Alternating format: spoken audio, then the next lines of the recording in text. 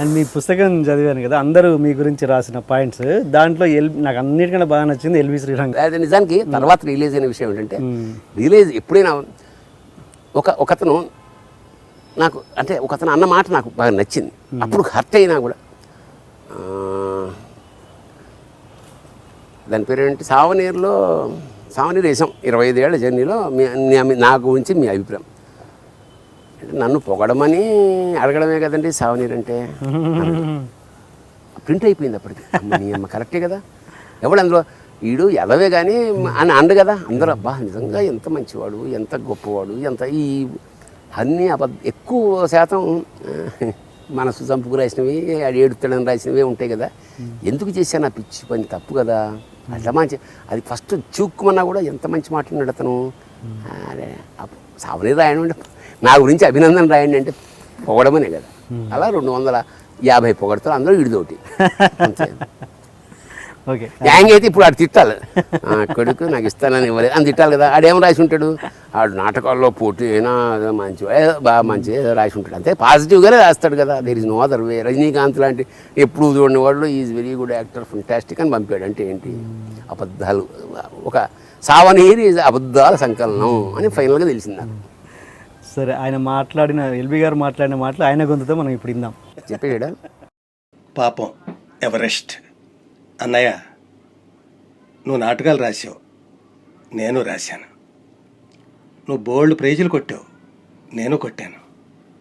నువ్వు cinema writer అయ్యావు, నేను అయ్యాను. ధర్మిల యాక్టర్గా మారావు, నేను మారాను. నువ్వు ఇంకా చాలా చేసావు, నేను చేయలేదు. జ్ఞానంలో నువ్వెంతో పెద్ద, నేను కావిడి బద్ద. నీ అడుగుల్లో నేను అడుగులేసుకుంటూ వస్తుంటే నువ్వు గజాలు, ఫర్లాంగులు, మైలురాళ్ళు వేసుకుంటూ వెళ్ళిపోతున్నావు.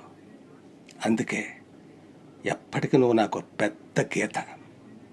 భగవద్గీత కాదు, నా గీత పక్కన చాలా పెద్ద గీత. ఆ పెద్ద గీత ఇంకా ఇంకా పెద్దదవుతూ ఉంటేనే ఈ చిన్న గీత కొంచెం కొంచెం అయినా పెద్దదవుతూ ఉంటుంది. నీకు తెలుసు, నీలోన శివుడు కలడు, నాలోన భరణి కలడు. నాకొక్కటే జాలి, ఇంకెదగలేదు పాపం. ఎవరెస్ట్. నీ ఎదుగుదలకి పాపం నో రెస్ట్. అయినా సరే ఇంకా ఇంకా పెంచే నీ విశ్వరూపాన్ని. నన్నయ్య మావాడు, అన్నయ్య నావాడు అని మురిసిపోతా. ఉత్సవం నేది, ఉత్సాహం నాది.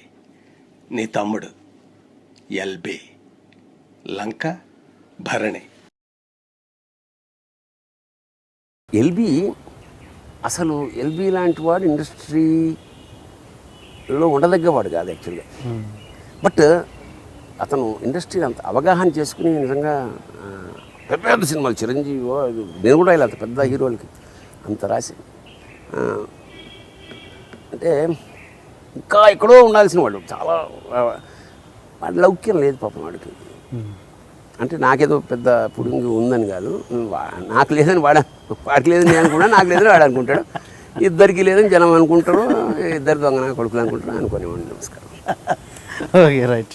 దుఃఖం వచ్చేస్తుంది. కారులో కూర్చొని ఫోన్ చేశాను మా ప్రొడ్యూసర్, సార్ ఇది ఒక బ్రోకర్ టైప్లో నా బతుకు అయిపోయిందన్న ఫీలింగ్ కలుగుతుంది సార్ అని. నేను కళ్ళనీళ్ళు పెట్టేసుకున్నాను.